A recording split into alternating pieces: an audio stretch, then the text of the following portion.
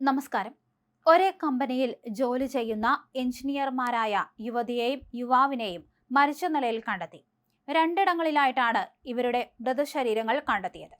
ഗുരുഗ്രാമിലാണ് സംഭവമുണ്ടായത്. ഒപ്റ്റം എന്ന കമ്പനിയിലെ software എഞ്ചിനീയർമാരായ UP സ്വദേശിനിയായ ഇൻഷാറ, ഛത്തീസ്ഗഡ് സ്വദേശി ശ്രേഷ്ഠ എന്നിവരാണ് മരിച്ചത്.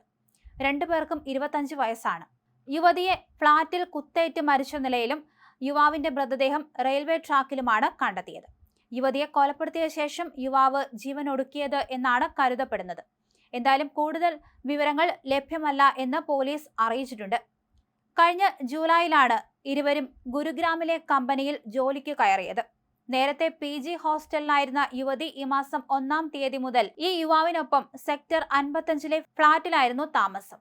അതേസമയം ഇതിന് പിന്നിൽ എന്താണ് എന്ന കാര്യത്തിൽ ഇതുവരെ വ്യക്തത വന്നിട്ടില്ലെന്നും കൂടുതൽ അന്വേഷണം നടക്കുകയാണെന്നും പോലീസ് അറിയിച്ചു.